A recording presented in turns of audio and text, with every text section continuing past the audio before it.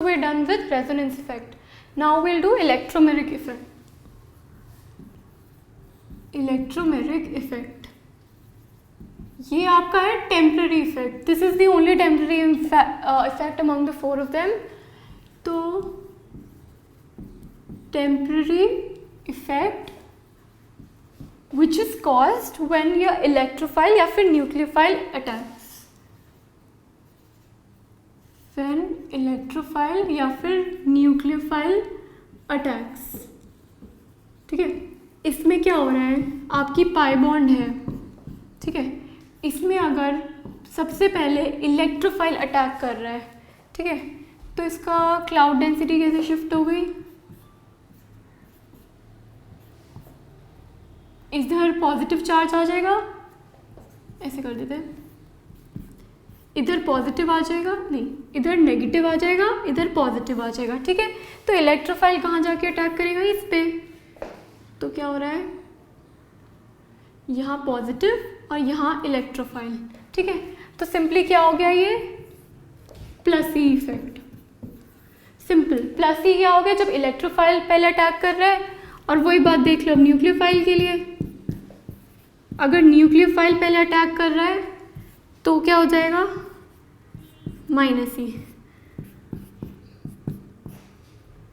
यहाँ पे नेगेटिव, यहाँ पे पॉजिटिव, तो न्यूक्लियोफाइल यहाँ अटैक कर रहा है तो क्या बन जाएगा, यहाँ पे न्यूक्लियोफाइल आ गया और यहाँ पे नेगेटिव आ गया, तो ये हो गया माइनस ई.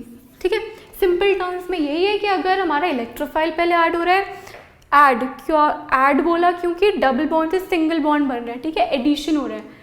अगर हमारा इलेक्ट्रोफाइल पहले ऐड हो रहा है then that is plus E effect, और अगर हमारा न्यूक्लियोफाइल पहले अटैच हो रहा है then that is minus e. NCERT में कुछ ऐसी लैंग्वेज में मेंशन है कि when the movement of electrons is towards the attacking reagent, movement of electrons towards attacking reagent. तो इसमें क्या हो रहा है, फाइनली आप देखोगे तो नेगेटिव चार्ज यहाँ पे आता है, मतलब इलेक्ट्रॉन्स जहाँ पे अटैक करें वहीं पे इलेक्ट्रोफाइल ने अटैक करें. और इसके लिए हम कहते थे कि movement of electrons is away from the attacking reagent, मतलब इलेक्ट्रॉन्स यहाँ रह गए और न्यूक्लियोफाइल यहाँ आ गया. ऑब्वियसली है कि न्यूक्लियोफाइल तो इलेक्ट्रोफिलिक साइड पे एक्ट कर रहे हैं, तो जो हमारे मूवमेंट ऑफ इलेक्ट्रॉन्स हैं वो दूसरी साइड ही गए होंगे, तभी न्यूक्लियोफाइल ने आके अटैक किया, राइट. तो ये एक बेसिक सी डेफिनेशन ऐसे भी कर सकते हो कि movement of electrophile is towards the attacking reagent, और इसमें movement of electrons is away from the attacking reagent. Simple terms में याद करने के लिए तो यही है, इलेक्ट्रोफाइल पहले ऐड हो रहा है तो प्लस ई, और अगर न्यूक्लियोफाइल पहले ऐड हो रहा है तो माइनस ई. ठीक है, बहुत सिंपल सा इफेक्ट है. अब हम देखते हैं लास्ट इफेक्ट, हाइपरकॉन्जुगेशन.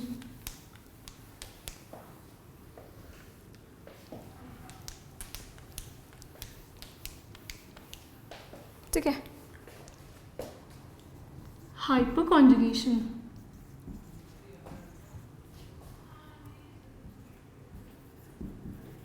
हाइपरकॉन्जुगेशन में क्या है, एग्जाम्पल के थ्रू समझते हैं. ठीक है, ये यहाँ पे hydrogen CH3 CH2 plus type का कुछ है, CH2 प्लस टाइप का. ठीक है, यहाँ पे प्लस है, मतलब क्या है कि इसकी p ऑर्बिटल, एक p ऑर्बिटल खाली है. तो इसको हम कैसे लिख सकते हैं, H CH2 और ये एम्प्टी p ऑर्बिटल.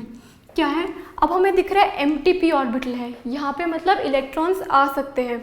तो क्या करता है, ये वाला जो हाइड्रोजन है, हम ऐसा मान लेते हैं कि ये हाइड्रोजन निकल जाता है एज H+, और अपने इलेक्ट्रॉन्स ये कार्बन को दे जाता है.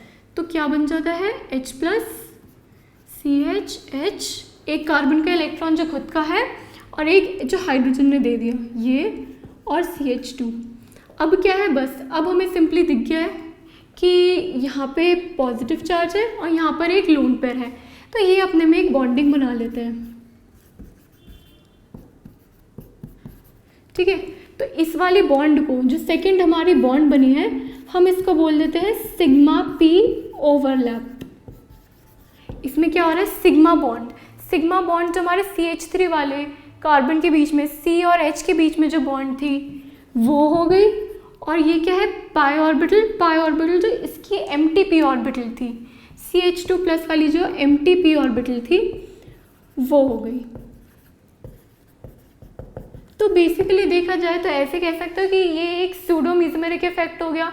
क्या हो रहा है कि यहाँ पे पाई इलेक्ट्रॉन्स का शिफ्ट हो रहा है, बट सूडो इसलिए क्योंकि इसमें हाइड्रोजन का मान लिया है कि हाइड्रोजन के इलेक्ट्रॉन्स जो है उसने अपने इलेक्ट्रॉन्स दे दिए, एज एन H+ चला गया, और फिर इन दो इलेक्ट्रॉन्स और इसके एम्प्टी ऑर्बिटल इनके बीच में बॉन्ड बन गया, and that bond is called sigma P overlap, sigma pi या सिग्मा P ओवरलैप।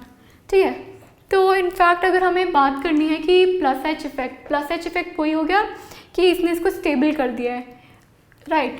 तो प्लस एच इफेक्ट अगर हम देखेंगे वो किस पे डिपेंड कर रहा है, बेसिकली जितने भी हमारे हाइड्रोजन एटम्स हैं जितने ज़्यादा H+ निकल जाएंगे उतने ज़्यादा हम कह सकते हैं कि लोन पेयर आ गए और उतनी अच्छी इसकी बॉन्ड बनने की चांसेस हैं।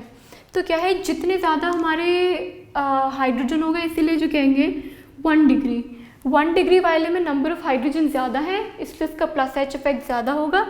फिर हम बात करेंगे 2 डिग्री में, क्योंकि एक कार्बन चेन भी आ गई है CH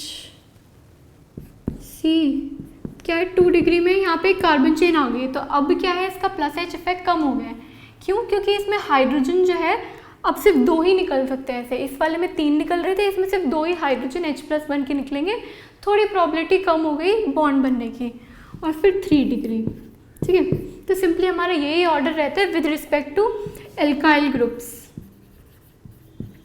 तो हमें क्लियर होना चाहिए कि हम बेसिकली हाइपोकॉन्जुगेशन में किस बारे में बात कर रहे हैं। हाइपोकॉन्जुगेशन में क्या है, हमें दिख रहा है कि जो हमारी कार्बन चेन है हमें बेसिकली इस पॉजिटिव चार्ज को बैलेंस करना है, राइट। इसको चार्ज डिस्पर्स करना है ताकि थोड़ा इस साइड डेल्टा नेगेटिव आ जाए, ताकि ये इसकी ऑक्टेट कंप्लीशन वाली चीज़ हो सके, ठीक है। डायरेक्टली तो हमें दिख रहा है कुछ नहीं है, बट हम ऐसा कह देते हैं कि जो हाइड्रोजन है वो अपना लोन पेयर छोड़ देता है, वो खुद H+ बन जाता है, और यहाँ पे इसके पास एक लोन पेयर आ जाता है।